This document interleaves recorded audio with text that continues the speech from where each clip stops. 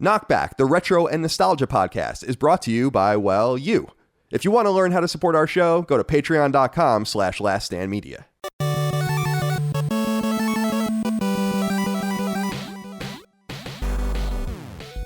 Greetings and salutations. Welcome back to KnockBack. My name is Colin Moriarty. I'm joined, as always, by my brother Dagon, SPF 50 Moriarty. Dagon, thank you for joining me today, my friend. How are you?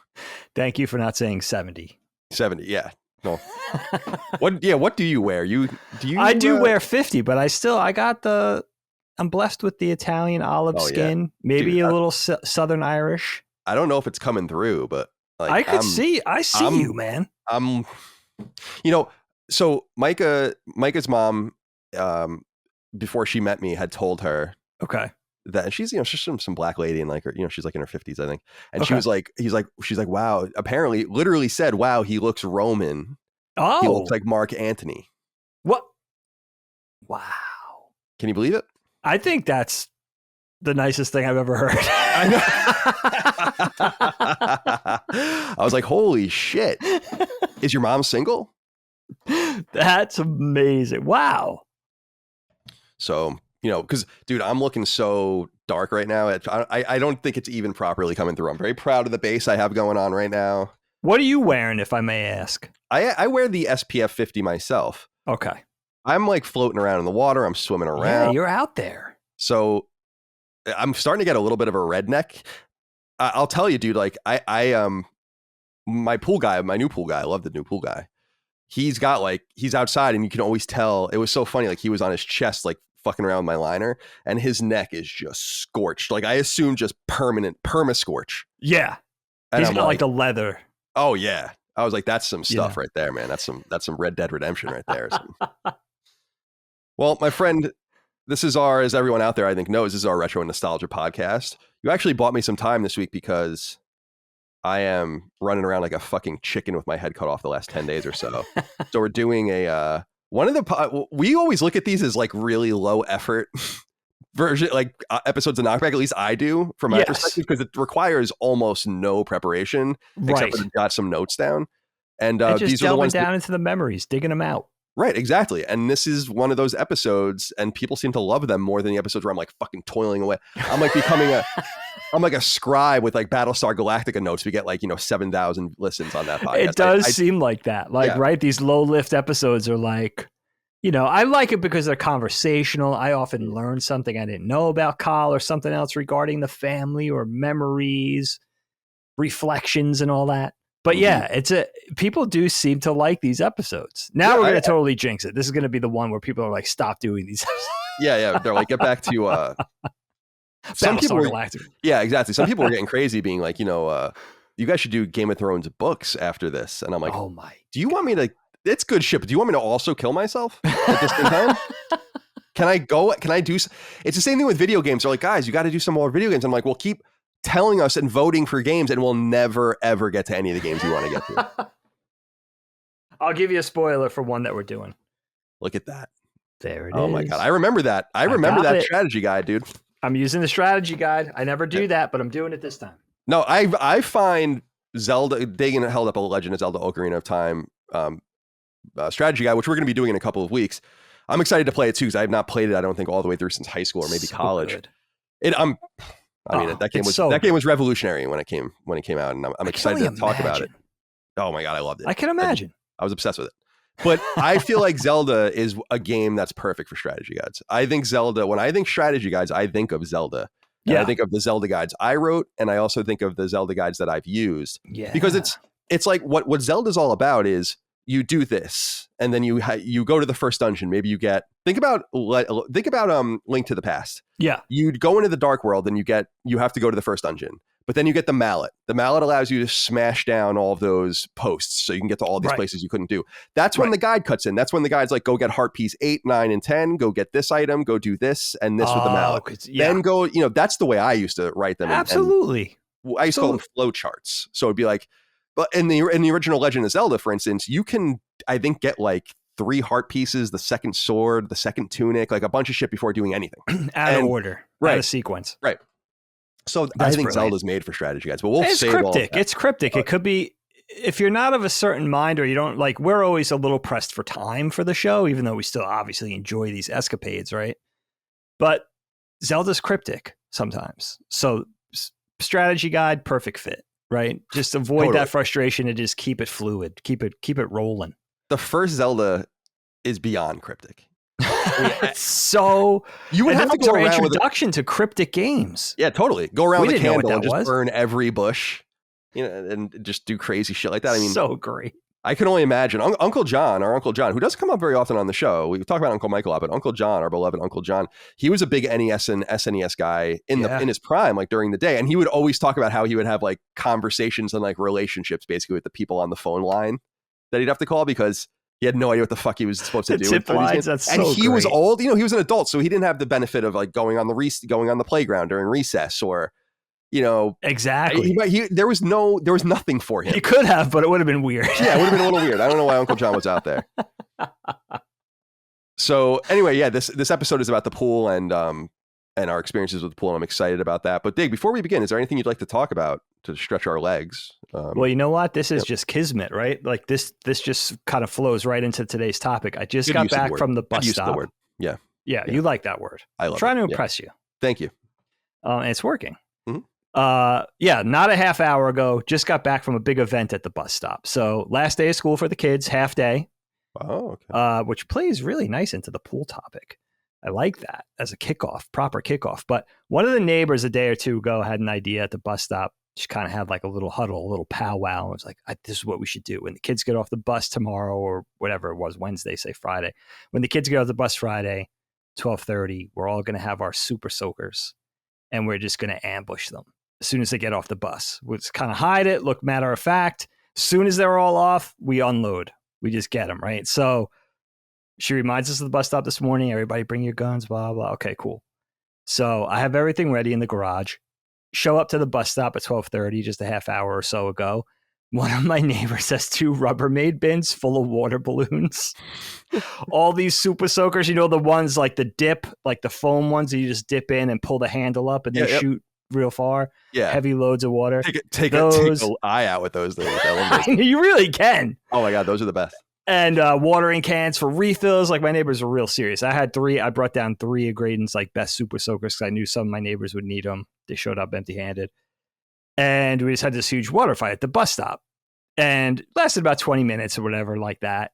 Graydon got a whole bucket of water dumped on his head like Gatorade football coach style. It was super fun. I'm a little wet. One of the neighborhood kids came around from behind me and shot me in the butt, just like soaked my butt with super soaker, just like stayed on my butt for like 5 seconds, just soaking it. So my butt is soaking wet right now. But I thought it was funny because then I kind of got the thought, I haven't really been hanging out with my neighbors that much. And it gets busy during the year, right? School year, especially. Everybody's got the kids, shuffle them around to soccer and the other thing, dance after school and everything. But the water fight thing is interesting because that's something you could kind of do, kind of make it like a block party type thing, but just have this all day or hour long, 2 hour long, whatever, water fight. And also good way to get out the aggressions on the neighbors. Maybe you have a bone to pick. Yeah. About some dog walking or, territorial boundary dispute, whatever, you know what I mean? Your landscaper's encroaching on my there's a whole section of unmowed lawn. That's not mine. I'm not doing it. You're not doing it, but that's really yours. Your landscaper should be doing. So, you know what I mean? You kind of get the grudges out. Yeah. Get a little passive aggressive. You have a weird backyard too, right? Because your backyard's like a triangle, isn't it? Yeah, it's a very strange lot. Yeah, mine is the same. I have a weird lot as well. It's like kind a of parallelogram. A funky shape. Yeah. But that was fun. That was unexpected. Fun. You know what I mean? That sounds cool. It's so funny, Dig, because one of my earliest memories of you is a water gun fight. Oh, really? In the old neighborhood, and I have this very vivid memory. Do you remember we had like a brown? It was like a bedroom garbage can that was brown plastic, and it kind of like flushed out. Like almost I know like exactly what you mean. And I just have a very vivid memory of you filling it up with water and just dumping it on someone's head during that. Because like we were getting beat, and I think you were kind of like mad that maybe we were getting picked on or something. Right. So I think you like went out there and like cause some havoc. That's funny. I don't have any recollection of that. Yeah, I remember that pretty That's well. awesome. That's what I'm talking about. But I love water gun fights. Because we were talking about that on just the last episode, right? Where was it on this episode or was it on Sacred Symbols we were talking about it, where I was talking about how I have the Uzi gun. I think we were talking about it. Oh, yeah. The Endertech with the clip. Yeah. Right. And I'm like, and I was saying, can I buy like a boutique, real looking gun, water gun still online?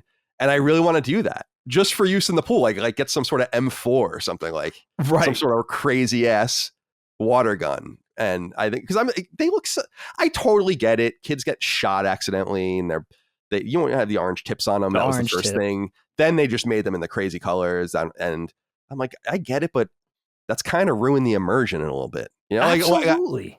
You're kind of ruining the immersion. I want to skulk through the woods with my M4. Yeah, maybe I get shot by the cops. I don't know. But it'd be worth it. But that's America. You know, we got for nostalgia's sake. Go back to the mid 80s. I love it. Well, you know what? Those Endertech guns, like those highly detailed, realistic looking water guns with the clip and everything, was what we dreamed about. Because don't forget, before that, 50s, 60s, 70s, into the 80s, it was those plastic, transparent, colorful, shitty water guns that would leak. They were like what you would buy from the ice cream man or Cheap John's, the dollar store or whatever. Right.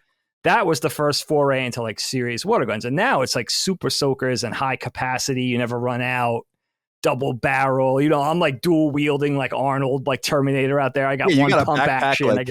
You got a backpack like Blowtorch and G.I. Joe.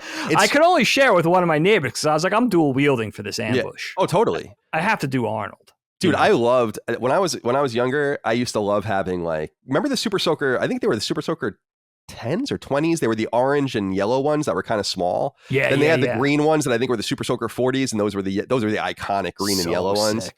And I remember I used to love having like one of those, and then I'd have like one of the orange ones as like my sidearm, and I'd like have it like shoved into my. I always loved having that. Or you know what was even funnier was sometimes I'd like take a rubber band or whatever and like rubber band one of the smaller ones around my leg. And that would be like my last. And then I'd like pull that out when I had like my shit was out, and I, like an officer pulling out his pistol like Tom Hanks in Saving Private Ryan. That's awesome.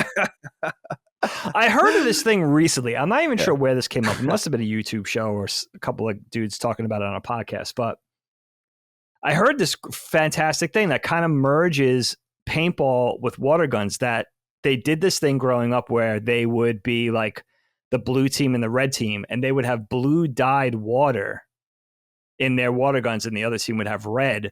Oh. So it kind of took away the thing of I got you, no you didn't type of thing. Like whereas like if you would wear white clothes, hopefully shitty clothes, or your parents would be mortified.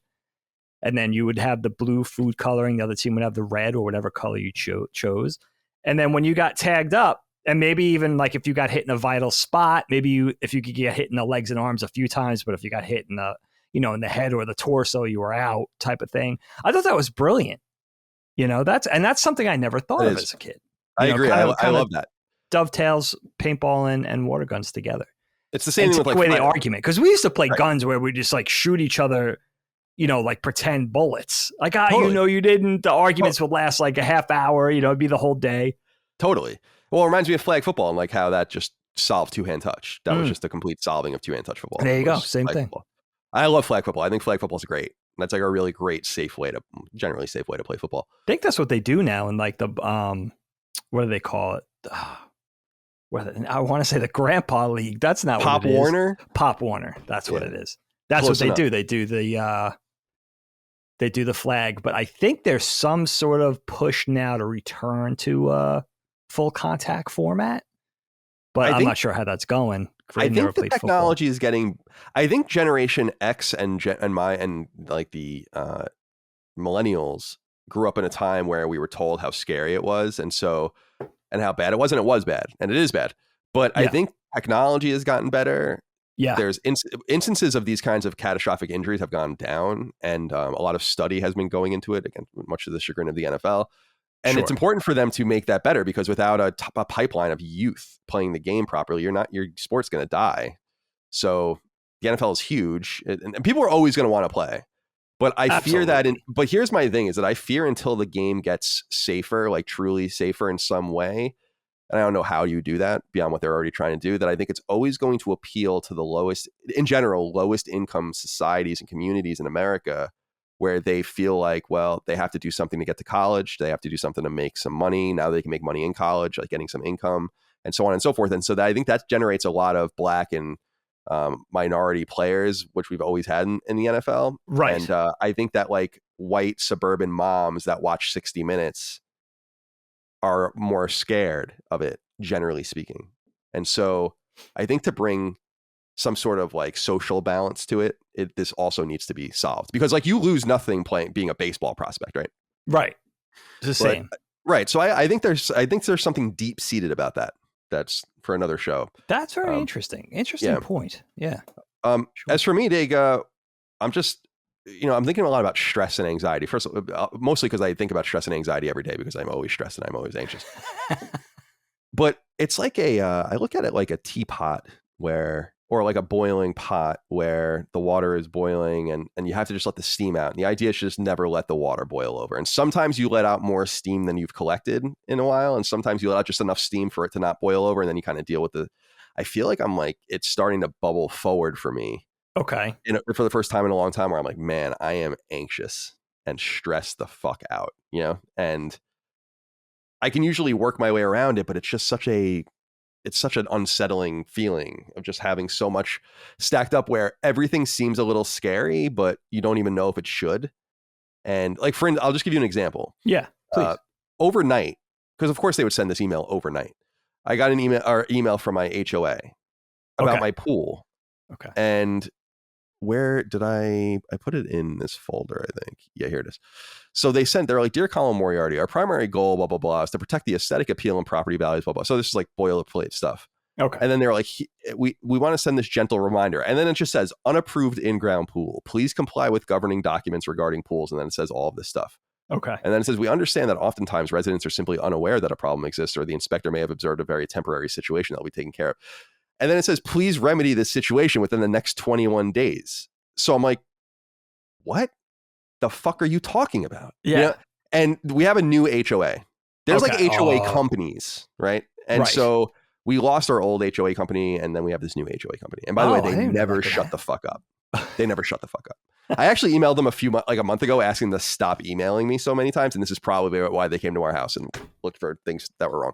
Busybodies. So, yeah, totally. And we pay them to be busybodies, which is great. I don't generally mind HOAs. I think they kind of, as long as they're pretty loose and laissez-faire, like they exist just for very specific things, right? Right. And now, of course, you would have to ask permission to build a pool, but I don't know if people remember, I might have talked about this. When I bought this house, I had an agreement with the realtor and the builder that I could build a pool in the backyard. That was like one of the prerequisites for me buying this house. Gotcha. And they even sent forward like a sample, like this is the HOA, like this is the way the pool could work. And they were actually pretty ridiculous, because they were like, the cover you have now is totally fine. It was totally insufficient. Like it was totally would have been open. It was ridiculous. So they didn't give a shit. Okay. And so we went forward with it. And then when I got in touch with the HOA, the old HOA, they were like, "Oh no, you have to apply." And I'm like, "No, I don't." And I think we might have went over this on the show, where I was like, "I definitely don't." And they're like, "No, you have to apply for all this stuff with the HOA." And I'm like, "But you can't say no. So what am I applying for?" Because it's because I was promised by the builder, and the realtor.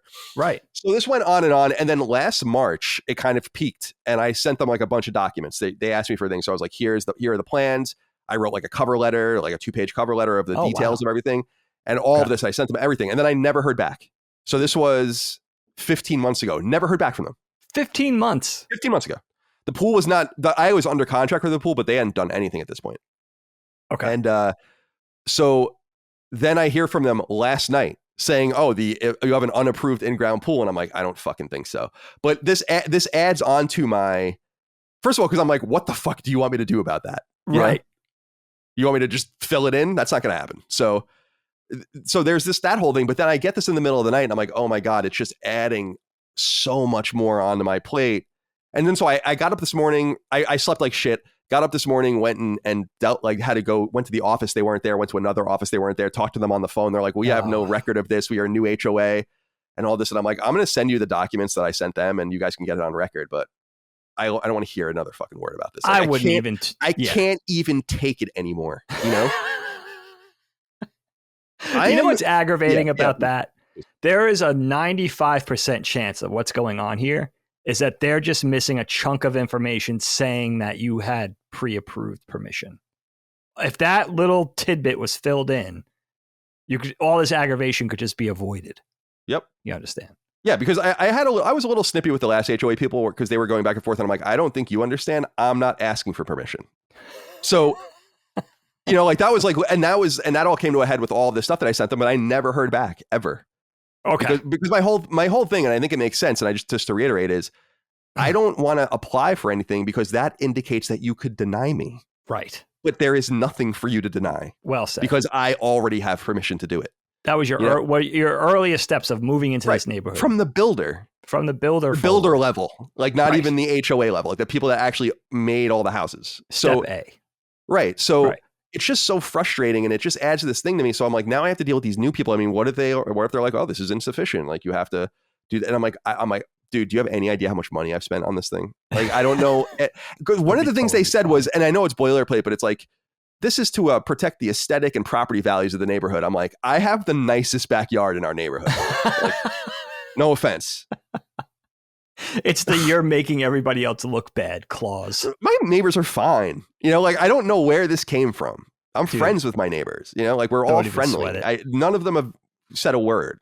You got to fill us in when you find out when this thing comes to, when push comes to shove and you find out what's going on. I put a bullet in my brain sometimes, dude. And you got the barbell of LSM on your shoulders all the time. You're a business owner. You got the video game company as well. It never ends, dude. I mean, it never ends. It never fucking ends. Like I'll tell you what the solution is. Yeah. Overarching thing. Really, the end all be all to what you have to do is you need to go on vacations. I'm not even saying go on vacation. I'm saying you need to rhythmically, consistently, like every 3 months, 4 months, 6 months, whatever, you need to go away for a week or 2 weeks, whatever it is. And you need to make that tradition. You need to make it part of your process. You need to make it part of your timeline. You know what I mean? Just to get, whether it's Vegas, I know you really enjoyed going to Vegas when you lived out west, or whatever it is, something different every time. Glamping. Glamping, yes. Could be glamping. Dude, it's funny because I have a plot, like I have a plan, this plot that I'm kind of thinking about, which is buying, in the near future, if we can work it out, like some sort of mountain house in like Western Virginia or West Virginia or whatever, some sort of lake house, like lake area house. That would be nice. And I want to like do it for the family. We can all kind of like use it together. I want to call it Brookhaven. You know how there's like a little that you'll sign at the bottom of the driveway. Sure, of course. Yeah, so we'll have that, but. Dude, that's awesome. So maybe that will be like a little bit of a getaway, but it's you know what bothers me, Dagon, before we get into the topic, I'll leave it here is sure. And I think you're the same way. I am a pretty deliberate person.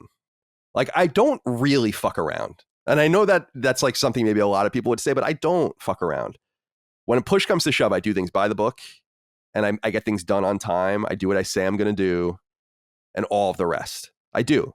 And when people are just incompetent, careless, lazy, and that affects me. You could be lazy in your own life. I don't care at all. But if your laziness or incompetence affects me, I have a big problem with that. And I feel like I'm just encountering so many people like this. Yeah. And I don't know how it's possible that this is going on in the real world, like in a functioning society where it's just so much carelessness and so much incompetence, laziness. It just doesn't vibe. It doesn't wash with me at all. I'm like, get your laziness away from me. The fuck are you doing? It's frustrating for you. Your due diligence is not met with the same due diligence, and that's frustrating. It's like I give you everything you need. You do what you need to do. Right. You give me everything I need. I do what I need to do. Right. That's it. Of course. Not 16 months later, I hear from you and say like, oh, what are you doing? Where did this pool come from? And that kind of thing, like that's the one coming, just like an email, like that's like, just eventually they got around to it, but like that could send someone's life into upheaval, something like that. I mean, even thinking like something, alarm bells are going off. Yeah, I mean, of course. So it's like, oh my god, like what are they going to make me do? It's going to be nothing. That's the worst I know. Part. I mean, I know. That's the worst part. But anyway, so that's where I'm at because I just whatever pool. The pool. Here we go. Good segue. Let's talk about it. Yes, good segue. not intentional necessarily, but there's so, I was writing notes about the pool and like our experiences with the pool, and there are so many things. There's so many this or that's kind of things with the pool: in-ground pool, below-ground pool, right? Or shared pool, private pool, or vinyl or concrete, or whatever.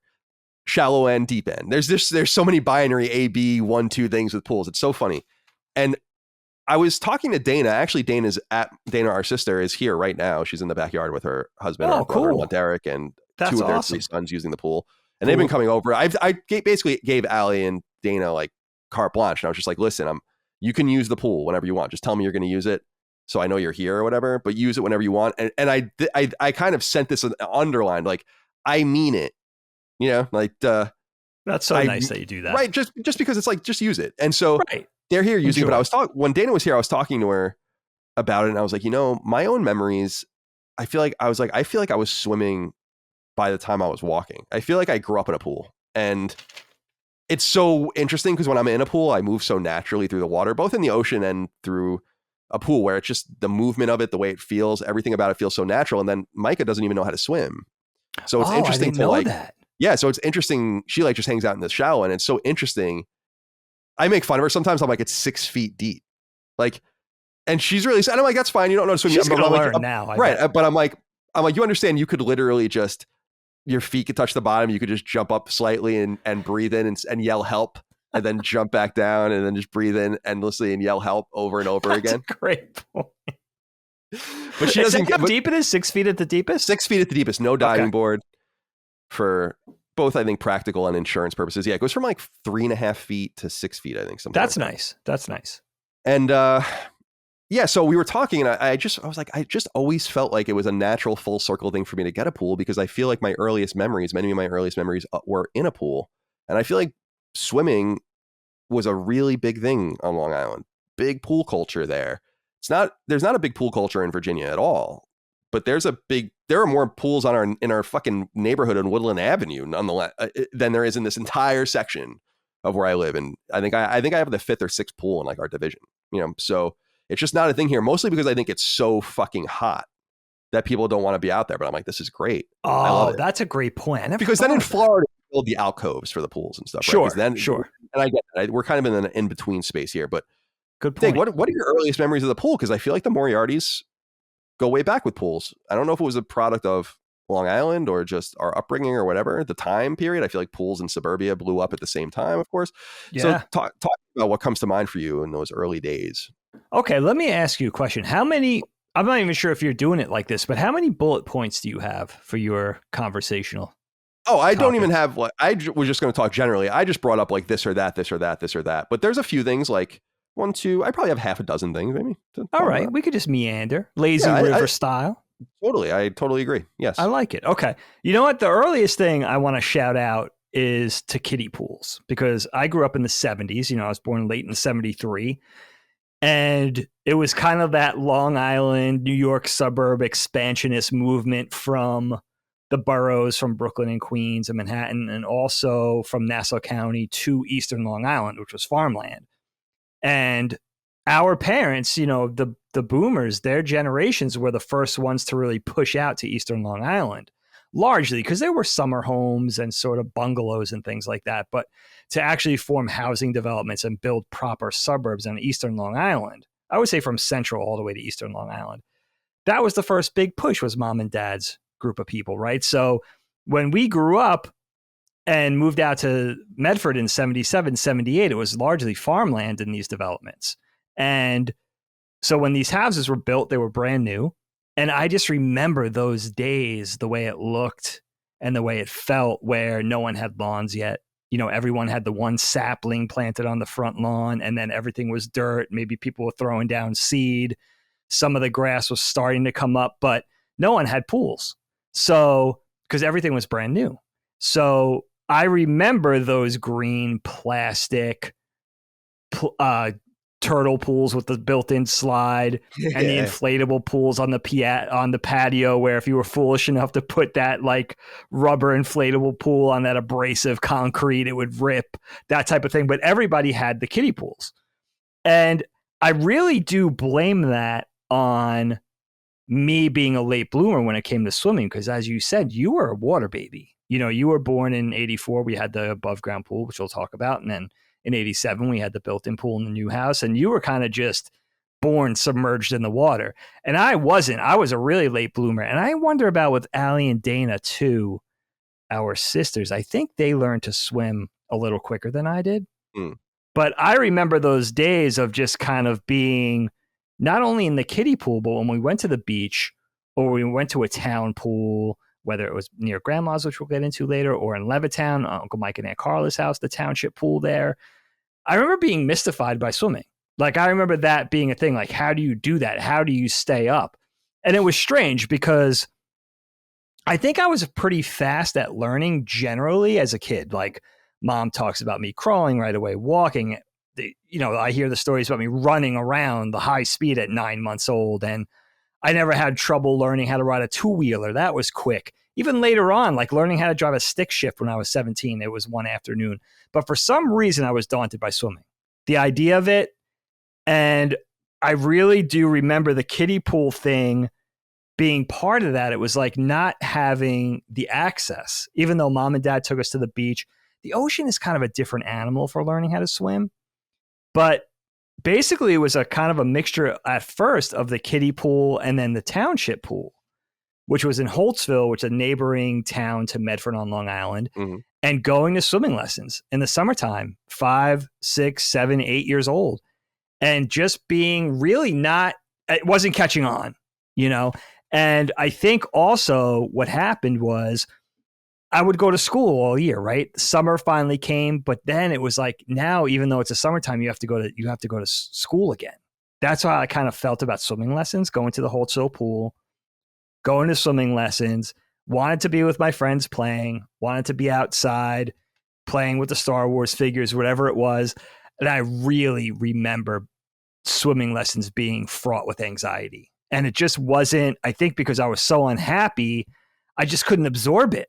I remember the swimming instructors being impatient with me. I remember them holding me by my stomach and me paddling and just thinking like in place and thinking like, I'm not going to learn like this. And when I learned how to swim, I don't know if you know this, 8 years old, probably. Disney World, first trip at Disney World, 1980, 1981. We were in the resort pool outside. And what I would do is I would push off the side and go as far as I could in the shallow water, 3 or 4 feet, whatever it was. And then when I stopped, I couldn't propel myself because I couldn't swim. So when I stopped off of that push, I would just put my feet down and stop. And then I saw kids diving into the pool. And that was my link into, I just remember how cool that was. They were slightly older kids, probably not that much older than me in all fairness, and they were diving off the side of the pool. And I was like, I need to do that. I need to learn how to swim because I need to do that. And maybe they were doing front flips too. I'm not sure. And that was my entree into learning how to swim. And that day, if not that trip, I taught myself how to swim because I needed to learn how to dive. And I remember that learning how to dive like the day after I learned how to swim because I had no fear of it. I was just like, that is the whole point of all of this. I get it now, type of thing. So those are my earliest memories. And of course, before all of this happened, before you were born and before we really had a pool in our own backyard. So I had really no access other than going to the local pool, going to the beach. So that was my thing. And I remember really laughing at you and being kind of tickled by the fact that you were kind of born learning how to swim. You were like a water baby. And for me, it was the exact opposite. And I do wonder if that's a generational thing of someone being born in the early 70s as somebody being born in the 80s, mid 80s. Yeah, I also think that mom and dad were just generally less worried about me and didn't care if I drowned. But I do remember, I remember so early. I mean, that is some of my earliest memories because I have specific memories of when dad would come home from doing tours that I would be allowed to swim without my swimmies and stuff like that when I was 4, 5, 6 or whatever. And mom says that we make fun of mom down here all the time because mom has some alternate history stuff going on with our upbringings, but she claims she was always outside with us or whatever. When we were in the pool, I'm like, Mom, you definitely weren't because I would have to have like the rings around my arm and all that kind of stuff. But I remember when dad would come home, it was all bets were off. Like it didn't matter anymore. I don't know why that was. I think because dad would like jump in presumably and save me if I was drowning. Right. But I do remember that. But as I remember, I don't think I ever had any close calls. Like, I just don't remember not being able to swim, like very proficiently, right? Like deep You end learned swimming, really early. diving and all that. And I love diving. And then it's so funny thinking about you, although I don't know if you were the most daring. Maybe it was your friends, but it's so interesting thinking about you kind of being scared of the pool. And then 6, 7, 8, 10 years later, we're doing double flips off of the diving board and like intentionally belly flopping and trying to get the waves going over the sides of the pool and like doing all sorts, like just basically destroying our bodies in this. I remember that, like people doing front flips, people trying to do back flips off the pool, like trying to do a flip into a dive because we had the diving board or whatever. It was awesome. So it's so funny we were so careless later on. Oh, so funny. And Dana got mad at me because and they shouldn't, and they don't. They know not to. But I was talking to Declan and Finley, and they were like, "Oh, they're like, don't dive in the pool. You don't dive in the shallow end." And I'm like, Uncle Dagon and I used to dive in the shallow end. Oh my God, we were so dumb. Because you know how you would do the dive, like you would try to do the dive like real, like right on top of the water and just come right out. It was like almost a challenge. But if you're a parent, you're looking at that being like, "What the fuck are you doing?" So dumb, right? Like, yeah, it is crazy. It's totally crazy. So it's so interesting to hear about your more late coming to it and more skepticism of it. But I'm glad that you came around and you brought up two things that I wanted to talk to you about.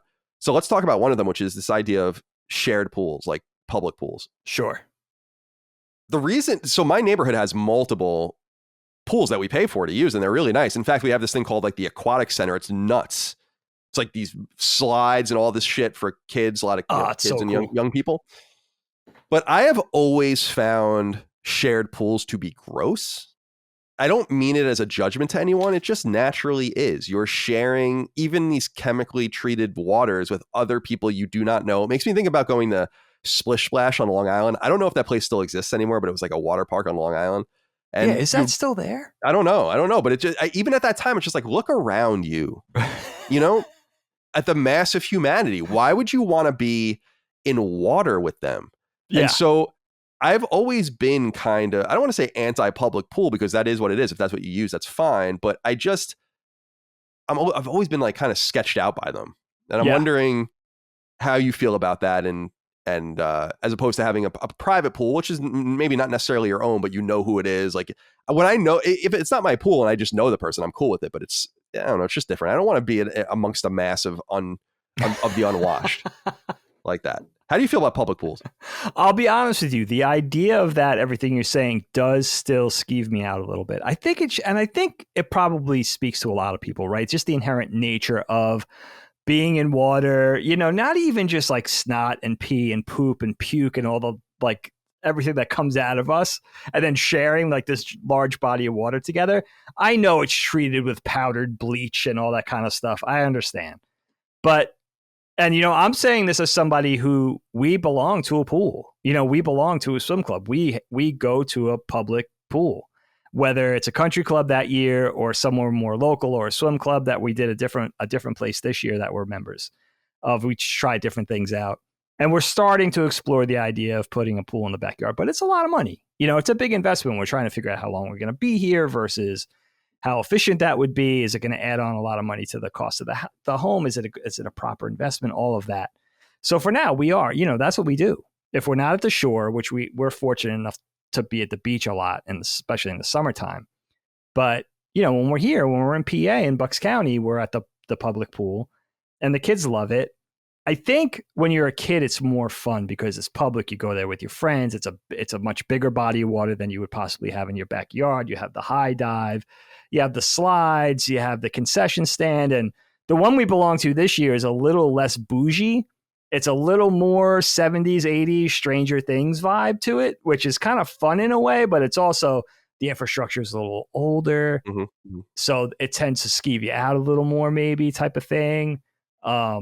Gets a little more crowded maybe now with people traveling less and the gas prices being restrictive, right? And I think it's only going to get worse. Then I think the public pools are going to be, I think 2022 is going to be pretty heavy for the public pools. I think they're always going to be crowded, right? Oh, yeah. You would assume. But I like what you're saying too about just maybe it's a neighbor or a relative's backyard pool because just the nature of there being many less people ever going in that pool just seems a little more inviting than, this large body of water that's just open to whoever's willing to pay for it. Right. It's exactly right. It's like, think about, I want to get vivid here. Think about the guy who walks in there with his unwiped ass, and the woman who has a yeast infection. And it's like that. Come on, man. These are important, hard conversations to have, but important conversations. When you're next to them in the air, it's like, okay, that's not a big deal. But when you're next to them in water, and you're like, it's like going into your mouth and you're opening your eyes underwater. It's like, come on, man.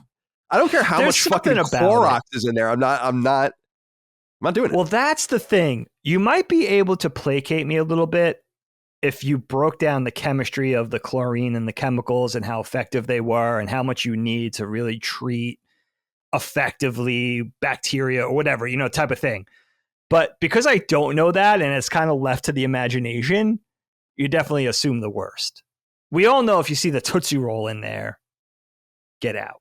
Yeah. Oh yeah. It's like, you see the Snickers bar in there, get the hell out. Type of thing. Baby Ruth Rubbering Kit, Caddyshack. The Baby Ruth. And then he picks it up. Bill Murray picks it up and eats it. Is that Caddyshack? Yeah, Caddyshack. Yeah, Caddyshack. So the other thing you brought up here, a couple more things we can touch on here, but I want to talk about diving boards. I feel like diving boards are kind of going away. I don't know if that's true or not. I think a lot of people have gotten hurt over time with them, but they were an essential part of Long Island in-ground pools when we were growing up. I loved just bombing off those things. Like, when you could like jump up and then jump up, like catch yourself up on the second one up and then get that really big trampoline bounce. We were I have no idea with what disregard I had any right to treat my body this way when I was a young kid. I just didn't care. I had no fear. I don't know. Now I'm like very careful about everything. But back then I was just like, I'm surprised, first of all, we didn't snap that thing in half. I'm surprised Dad didn't snap us in half. And that there was no catastrophic injury. I don't in that pool, I don't think. So nope. What are your memories of diving boards?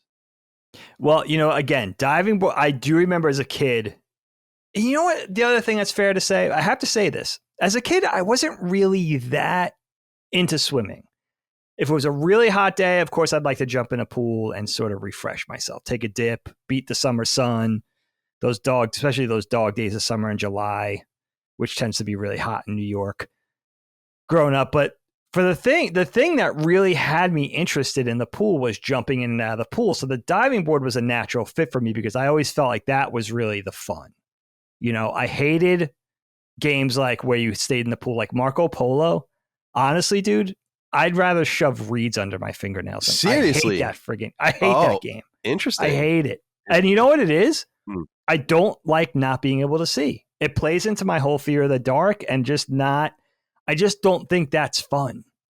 And then everybody cheating, you hear people getting out of the pool and running around and it's fish out of water. But then you got to call it. You got to call it, dude. That's right.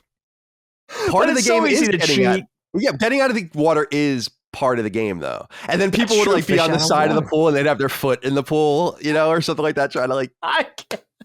I forgot. I totally forgot about fish out of water. You're blowing my mind with that right now. Dude, I used to be so good at Marco Polo after a while, and we would play at a high level when I was a teenager and a young kid, an adolescent, where you would like get behind the person, like hit him in the head and then swim away, and they would be able to, and they'd like be like flailing their arms, like trying to get you.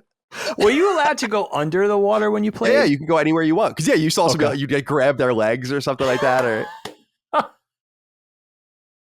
But diving, dude. I mean, who do you know that learned how to swim when they were 8 and then the next day learned how to dive? Yeah, that's badass. Did you ever dive off the high boards? I never did that. I jumped off them, but I would never dive off them.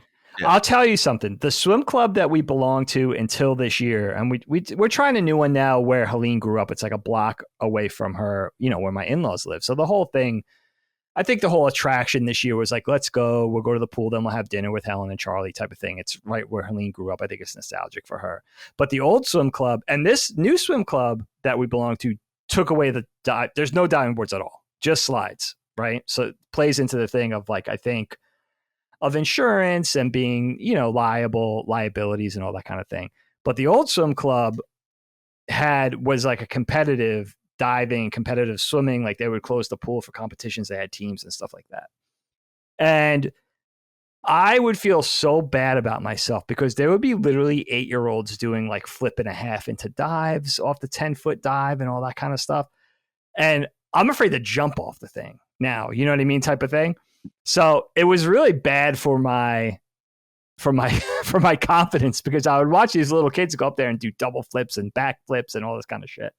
Greg Louganis style, right? Total Greg Louganis style. Yeah, hopefully not. Hopefully not with the head. Oh my God. And when you get older, dude, even the low dives look high when you get up there. Yeah, you know, it's like, you know, that's 4 or 5 feet above the water surface and everything like that.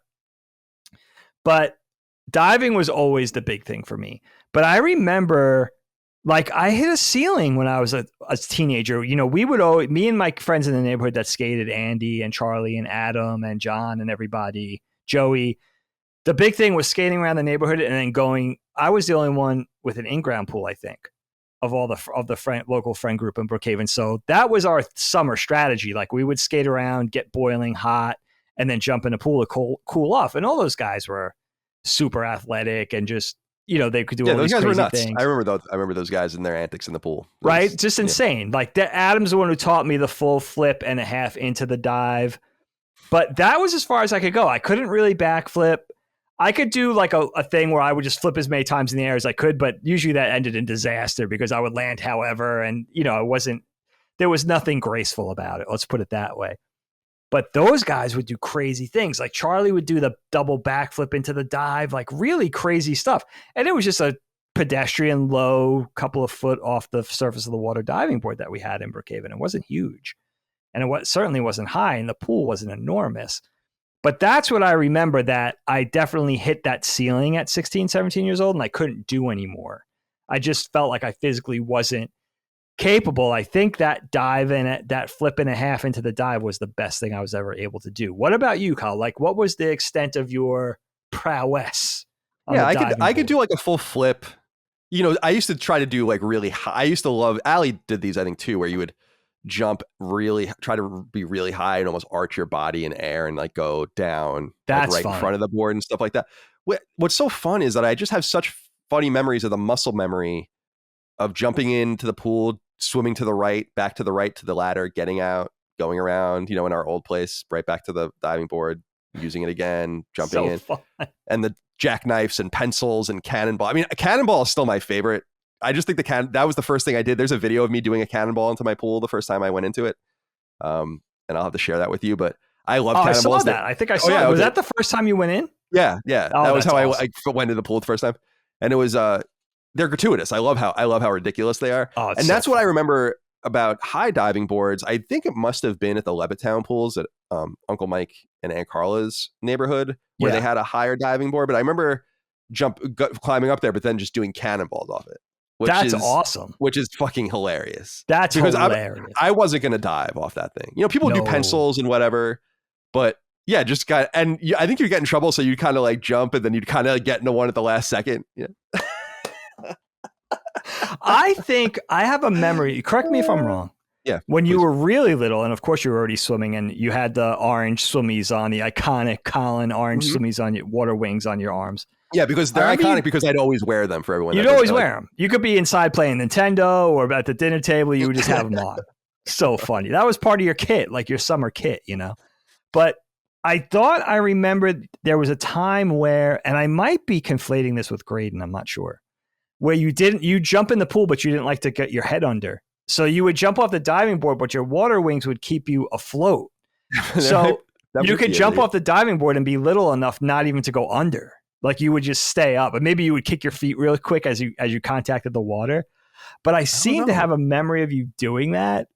And again, it was just so funny. Like, I would just think it was so funny how good of a swimmer you were so young. And then automatically just comparing yourself to me at that age, being like, you know, I would be like on the bottom of the turtle pool trying to figure it out. Like, how do you do this? Yeah, I don't know. Then, I think Dad was really committed to teaching me you. Yeah. Which is so smart, because 84, if I'm not, we have to ask Mom about this and pick her brain, but I remember that was when, if I'm not mistaken, the water baby thing came in, where it was kind of a trendy thing or a possibility or an option to deliver your baby in a body of water. Like that's how you would deliver it, and they would come right. out right into the water type of thing. That was like becoming fashionable. That's not what they did with you. It was close though. It was pretty close. You were that, you were that born that close to the water, which I think is appropriate. It was too bad I wasn't born in the public pool. So people could swim through all that. It. Yeah. So it's interesting, Dig. Like I just have so many fond memories of the pool that go deeper and deeper and deeper the more I think about it. And since you had brought up above ground and below ground, I wanted to talk to you about kind of the construction of pools and what you think about them. So the iconic circular above ground pool, what would that be? 4 feet high, maybe? Sure. Yeah. Many a person that had that. The derbies down the street, others with smaller yards. Remember, they were somewhat complicated if I remember putting them out because you couldn't put them over your cesspool and stuff like that. So you had to have a place to put it properly. And so that was a problem for some people. And we just had more in-ground pools near us because I think there's just more space near us. But I'm curious what you think about the above ground pool versus the in-ground pool. And then I'm also fascinated by vinyl versus concrete. And I really didn't encounter concrete pools in my life until I went to California, where that's pretty much all they have. And I think it's because a lot of the pools there are older. And I also think that the vinyl, maybe in that severe heat, wouldn't work very well. They also use fiberglass now, like shells. But we grew up with vinyl pools. I don't think I knew anyone with a concrete pool when I was a kid. So I'm wondering, what do you think about above ground versus below ground? What do you think about vinyl versus concrete? And of course, you like the concrete pools because you want to shred the gnar. Yeah, absolutely. That's a whole different thing, though. Took on a whole nother thing when I started skateboarding. Absolutely. Well, you know what? I mean, 4 foot, the above ground pool, the prototypical, I always think of 70s and 80s above ground pool is what I really grew up with. In Medford, that's what everybody had. And, we had me and my 3 friends specifically, Matt, Tommy, and John, who I talk about a lot on the show. Myself, John, and Matt all had the prototypical 4 foot above ground pool. I think Matt was the first one to get it. I think mom and dad put it in 82 or 83 to my best recollection. Then John got it around the same time we did. And then Tommy had the pool that was really interesting. I don't know how well you remember it, Kyle, but he had the pool that was half above ground and half in ground, which I always think of as being a very typically 70s model that kind of died into the 80s. It's almost like the step-in den that was big at that time as well. Yeah. And I guess it saved money. What was so cool about Tommy's pool, though, was, all right, so the shallow end, the 3 or 4 foot end was literally above ground. And then let's say it went to 7, 8, 9 feet. There would be a portion of that was obviously dug into the ground. It was a vinyl liner, so there was no concrete or tile or masonry involved at all.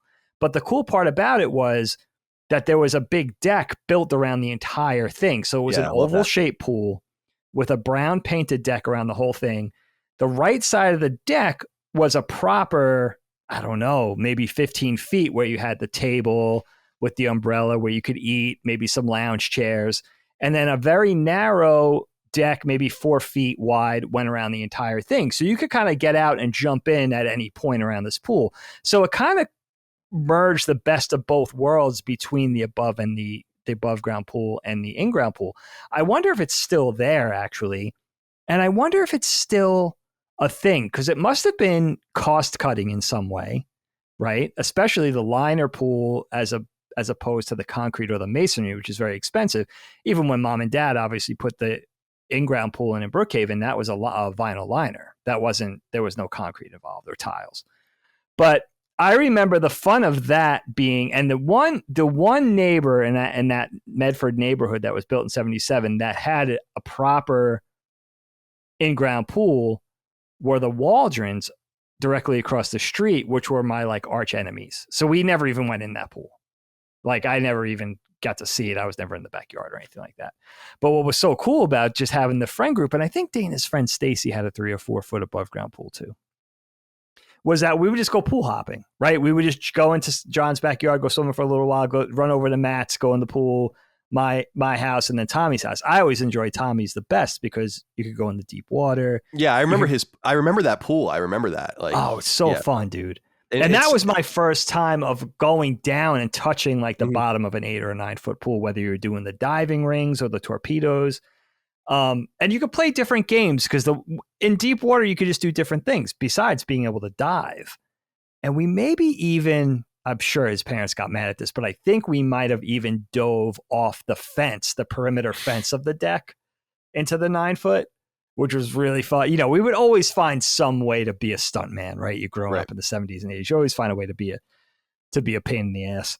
But so that was my first recollection. And the other cool thing I do remember about being in the 4-foot pool in our backyard, and Dad had it really nice. You know, he had it landscaped really nice with the rocks all around.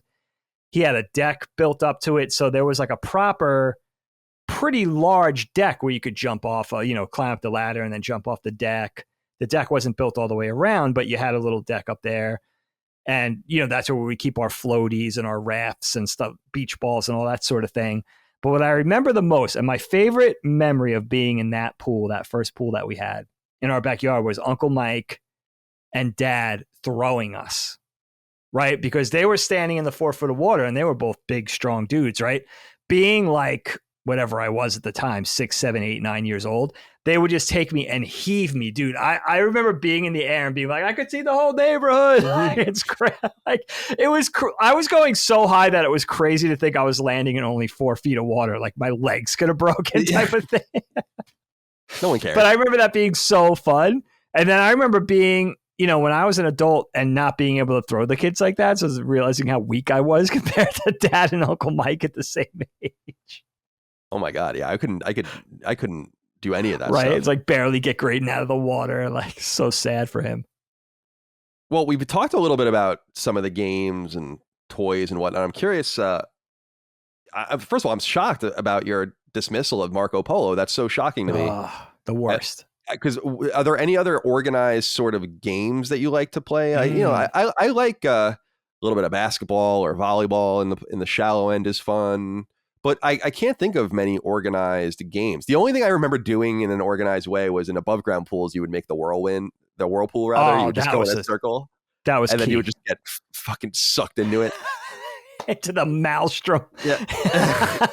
Bermuda Triangle. That was the coolest thing about the old pool, the 4-foot pool, because it was circular and you could stand. So yeah, dude, I remember Dana and I and Allie probably and our friends doing that, like going around the pool to make that what do you call it? Whirlpool. A whirlpool. Yep. To create that tornado effect for 2 hours. And then just trying to go against it, like you would make it so strong that it would circle into the center of the pool, which was crazy. That was the bit. You're right. Besides Marco Polo, that was the biggest game, I think. And then maybe just treating night swimming as a game was a whole separate thing. Oh yeah, night swimming, right? Of course. That was a whole separate thing. Mm-hmm. I was wondering about that. Like, why didn't we always had nerdy games to play that were related to our interests? So like play some kind of G.I. Joe game, play a Star Wars related Transformers thing. But we didn't really have that for the pool that I can remember. Yeah, like I used to play with guns, like water guns in the pool, and I had some of this stuff written down. And that was what I was talking about earlier. I loved having water guns in the pool. So and just playing G.I. Joe or whatever. It was probably mostly G.I. Joe, maybe Ninja Turtles or something. And I really enjoyed that. There was no real penalty for it because you're in the pool and so you're wet. But I don't know. I just liked the effect of playing. I loved my war games when I was a kid, shooting gun. I don't know what that was all about, but maybe it's because I'm crazy. But I was curious what other sort of toys you enjoyed in the pool as well. The floats and the noodles. I loved the pool noodles. Just destroy people with those things. Yeah, absolutely. Like think about when you get those things really, really saturated, you can murder a man with one of those things. You really could. Like leave a huge lash on a person. But I loved those. I love tubes too, like circular tubes. And the boys laugh. I do it at Uncle Mike's a lot. I think you and I used to do it when I was a kid, but I love taking the tube and then running like full speed and jumping, putting my like turning around and jumping into it. And you either like sometimes I fall out of it, sometimes I land, sometimes I get sucked through it. Like you just like fold like an accordion. You're going so hard. You just get sucked right through it, and they think that's really so funny. Fun, dude. I love those. I love those circular tubes. There's so many pictures of me and Uncle Mike's pool, and now in this pool, me just like accordioned in those things because I find it so comfortable for some reason. And there's like pictures of me just drinking my beer and Uncle Mike's like very. Those are very the best. strange. The donut style. And these days more, I got like proper lounge floats, and I just like that, like where you can lean back. And Okay. I've been reading in the pool. I've The read type where you get wet. Do you get wet at all? Yeah, or you get just wet. completely... Yeah, like your legs, like your crotch, area, but you're like dry on your chest and whatnot. Okay. And, yeah, so That's it's pretty cool. reasonable. So yeah, we've gotten some good stuff on Amazon. I like that. So yeah, what other, are there any toys or floats or anything like that that you would include in the pool? Yeah, the floats are always fun. I have a very specific memory with like the leisure floats, but the donuts were always fun. And I remember having really little donut tubes and diving, like setting them up, posture them, and then diving through the center of them. And sometimes like you just would miss it and would just go around your waist, and you'd be like struggling to get your front out of the front half of yourself. I know exactly what you're talking about. I remember that. I remember like you would. I would look at that even as a 17-year-old and be like, "There's no way I'm going to fit through that," but you would just do it anyway. And sometimes you would, if you were wet enough. I guess if you were kind of greased up enough, you could. The laws of physics. I mean, you're going into the water. You're either going through the tube by force, or it's going to, the air is going to keep you. Yeah. That's it.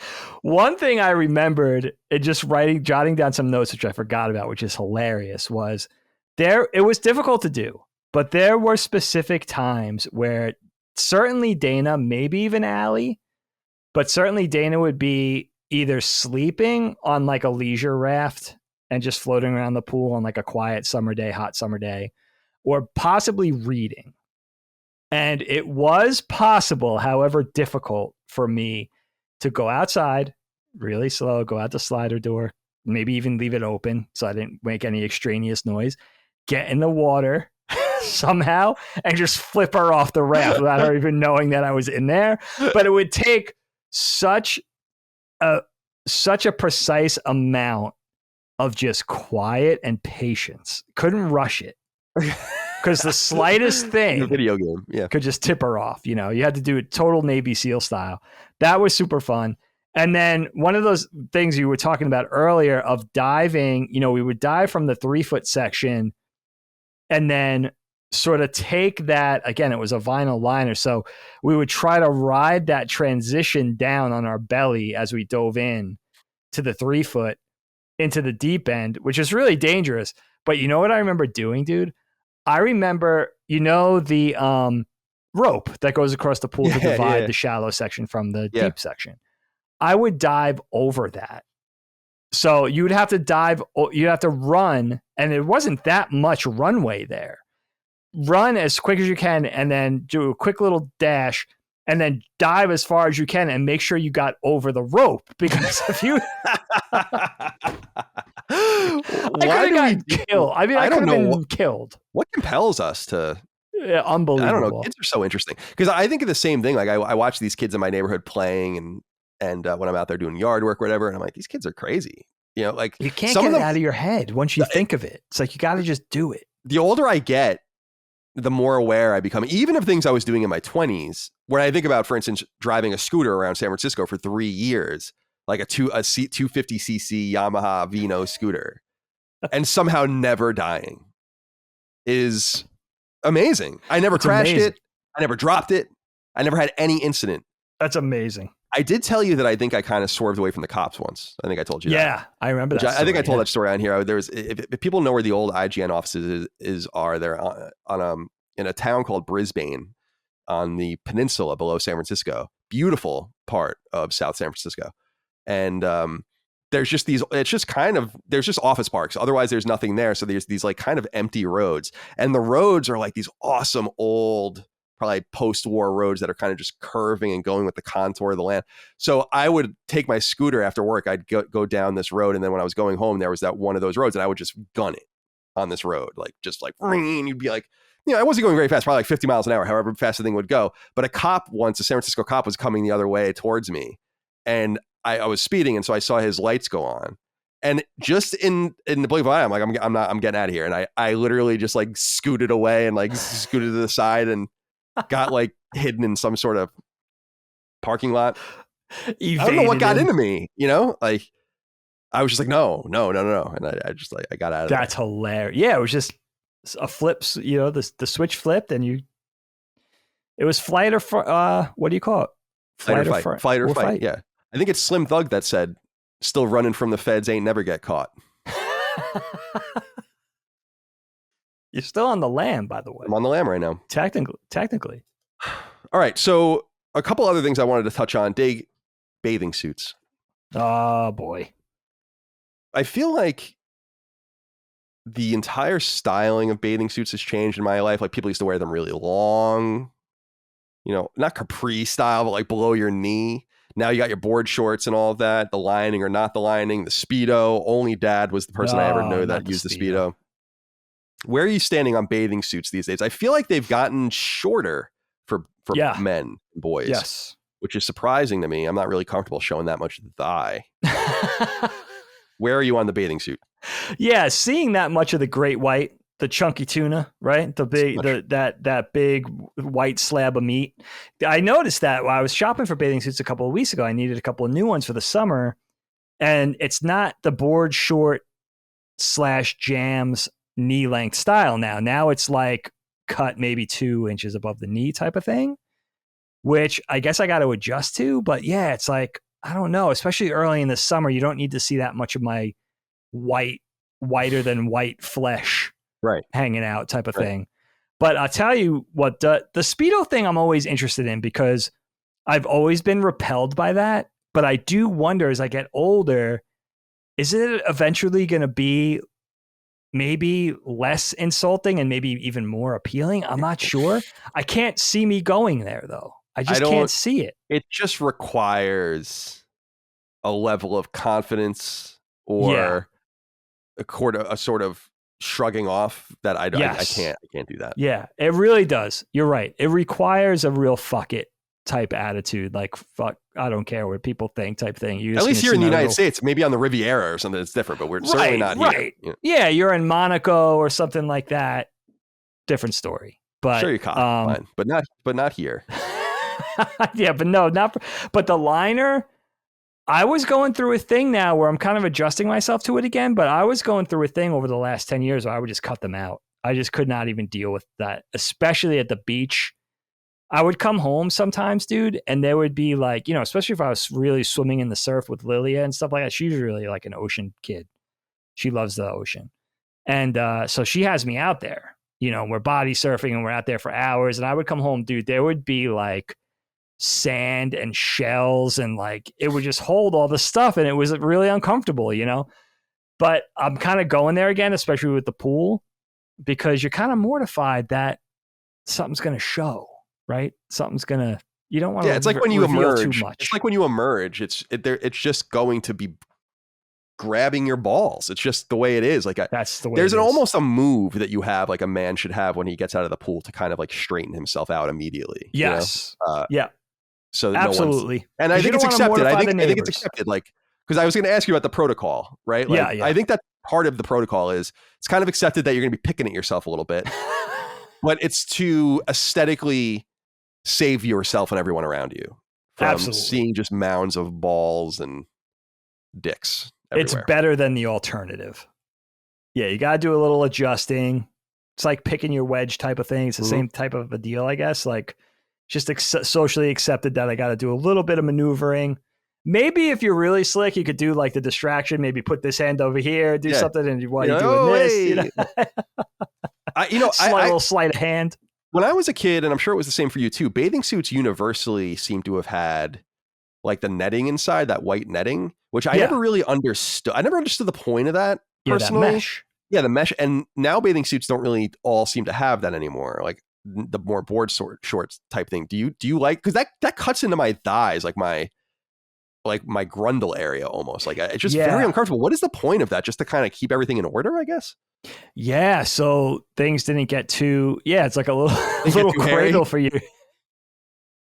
That's what I was talking about. I would cut out, because at the beach, it's horrible because it just holds everything in there, the sand and the silt and the shells. It's one and the same. I got you. The sea glass, all that kind of shit.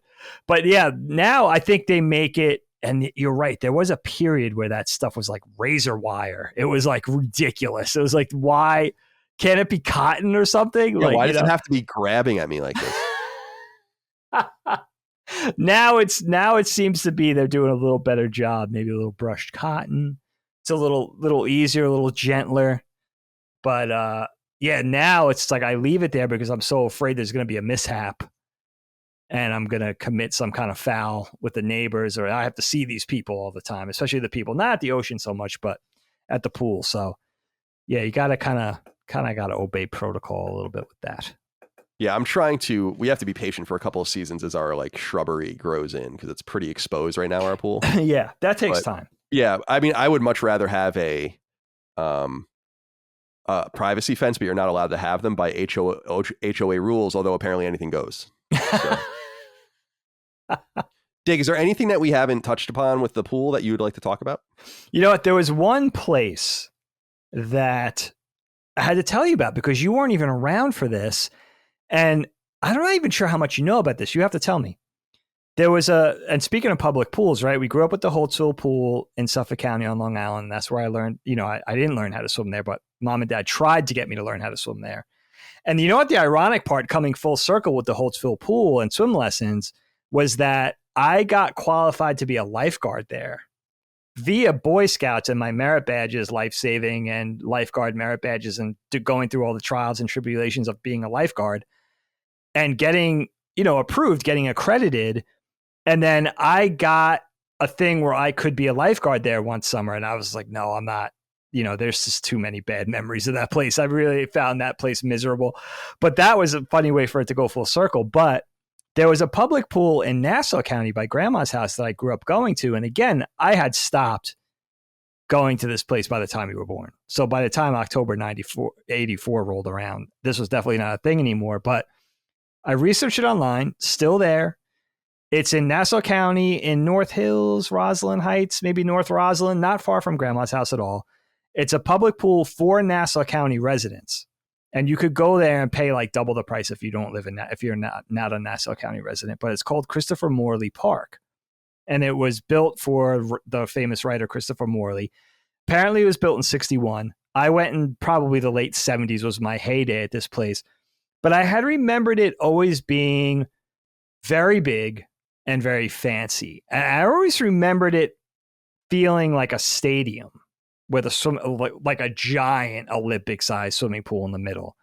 Now that I see it, there's a kiddie pool area with all these slides, and it's much more modern. But there's bleachers along, I guess, 3 sides of this thing, where there was when I was younger, and that's what I was those are the memories I was channeling.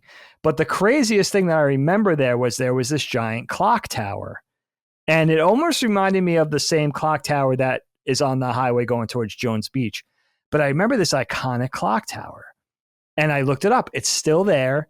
And it's the strangest sort of architectural feature. It's this standalone clock tower. It's kind of like in the parking lot. There's no other really buildings or infrastructure around it. And it's basically a concrete tower with a spiral staircase going all the way up, almost like you would see in a lighthouse. And there's a modern, really kind of a modern looking clock face at the top with a square representing the 12, the 3, the 6, and the 9, right? And all you could just climb those exterior steps to the top and just climb back down. It's the weirdest thing. And it's probably 2 or 3 stories high. It's not that big. But I remember being a kid and being like in awe of it. Like it was so cool. I would always tie that memory into going to Christopher Morley Park. And the other thing that I remember was Aunt Joni and Aunt Carla would always take us. I'm sure Dana was in tow a lot as well. And I remember there was this one time we went, it was a sunny day, swimming, maybe got Burger King on the way home or something, typical thing that would happen every time we went. But this one time, we were kind of just hanging out poolside. Aunt Carla and Aunt Joni were like on the lounge chairs, just chilling. And we were sitting around playing checkers or whatever we were doing. And this giant bumblebee flew down. And I remember, when you're a kid, you just think, all right, this thing was like the size of a tennis ball, right? It was like so big.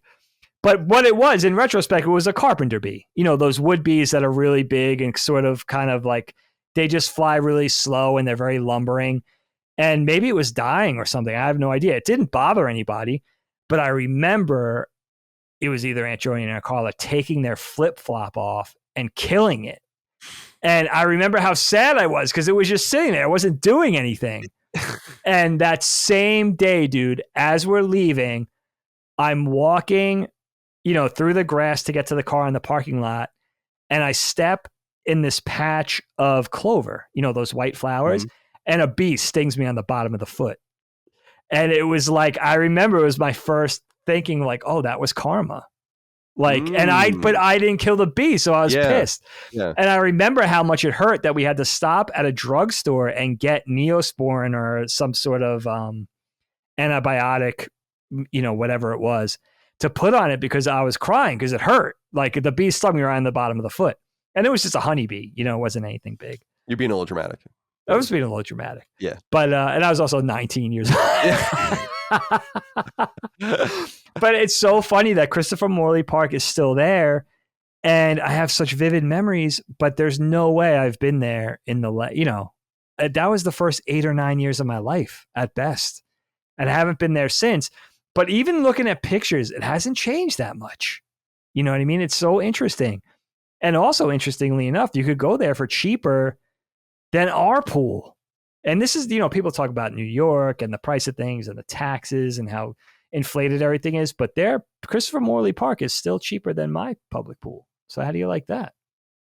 Well, I wanted to ask you one last question in parting, which was, sure. What about you getting a pool? Would you ever get a pool in your backyard? Is that something you're interested in? We're talking about it now. Again, it's that type of thing where it's so ironic, right? We were looking at houses 12 years ago, right? To move into our second home. And we would roll up to a house and go and look in the yard. And if there was a pool, we'd be like, no, like that was the deal breaker. Having the in-ground pool is the deal breaker. And I don't even know what was going through our heads at the time. I think just having little ones, at that time, one little one and one would be on the way soon. And I think for some reason, even though I grew up with a pool, the notion of the kid falling in the pool just scared us for some reason.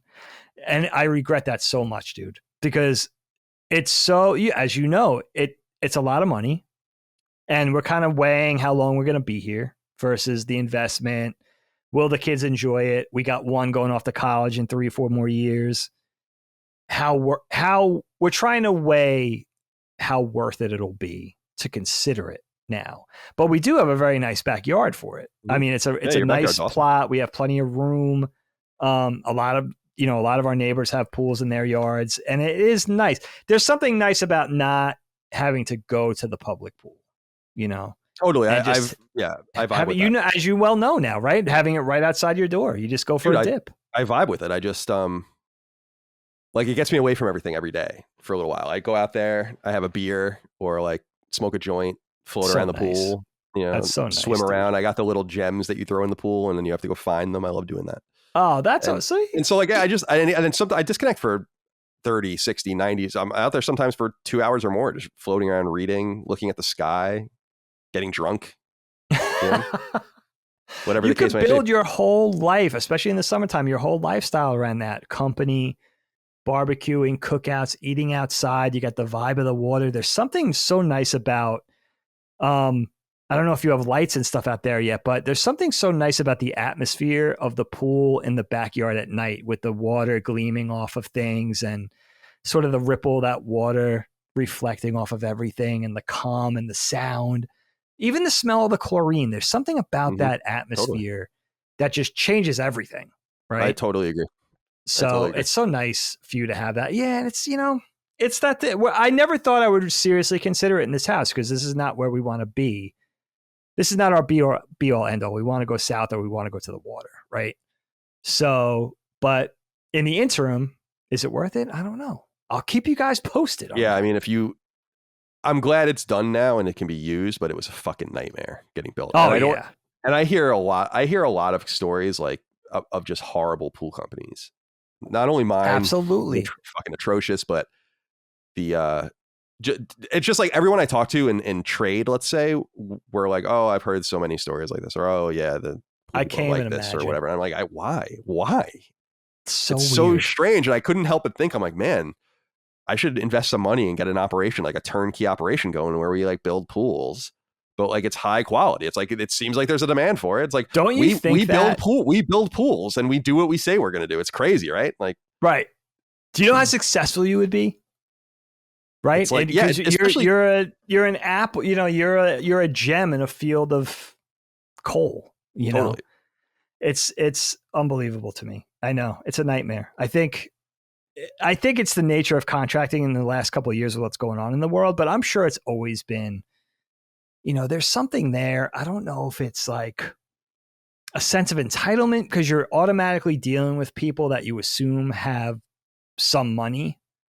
So, you know what I mean? You know that you kind of already, you know what I mean? Like it seems like the pool people, the pool contractor, the pool, whatever you want to call it, the people that put in your pool, it seems like they have the upper hand over the client. Definitely. Which is strange. They have you by the balls, dude. But you should see what your yard looks like when like they're building your pool, like they know they have you and there's nothing you can really do. It's bad. Dude? I don't run business like that. I don't get it at all, but I thought this was a fun conversation, Dig, all about the pool, our experiences with the pool, encouraging everyone to not do the things we used to do in the pool, but be safe. Something. Yeah. Those memories, man. I don't know how we survived. Isn't it so crazy? It is. There is definitely something. I'm sure you could speak to this too, and a lot of people, not just men either, but women too. Just a human thing. It's like, and this is the skateboarder in me too. It's like once I get that idea, something's always going to be nagging me until I do it. I just have to do it, and I don't even consider myself like this gnarly X Games extreme dude. But there is some component in my brain where it's like, there's the roof of the house and there's the pool. I have to do it. There's no way I can't do it. I agree. And you sometimes you pay the price, but sometimes you don't. Hopefully you don't. But yeah, thank you all out there for listening. And Dig, let's end our episode as we always do with a dad joke. All right, I had a good one here. Oh, don't tell me I lost it. I can't lose this one, Kyle. Hold on, I'm looking. Oh, here it is. Okay. Kyle. Last night, I had a dream that I weighed less than 1,000th of a gram. I was like, OMG. I haven't told that one before. No, all of a sudden, I'm getting flashbacks for some reason. No, yeah, I haven't heard that one. I would remember that. Okay. All right, good. I'm off the hook. Well, Dig, that's all we have for this episode of KnockBack. Thank you so much out there for your love, kindness, and support of our show on Patreon, patreon.com/laststandmedia. You can watch on YouTube, listen on podcast services, of course, buy merch if you'd like. Over on Discord, we have links for that now. And we'll see you next time for more. Until then, goodbye. Go take a dip. KnockBack, a retro and nostalgia podcast, is a product and trademark of Last Stand Media and Collins Last Stand LLC, and is recorded from Central Virginia and the Philadelphia suburbs, USA. The show was conceived by and is produced by me, Colin Moriarty. My co-host is Dagon Moriarty. KnockBack's executive producer is Dustin Furman, and the show is edited by associate producer Ben Smith. As you know, all of Last Stand Media's shows, including KnockBack, are fan-funded on Patreon at patreon.com/laststandmedia. The following names are at the producer support level or higher on Patreon, and we're grateful for your kindness and generosity.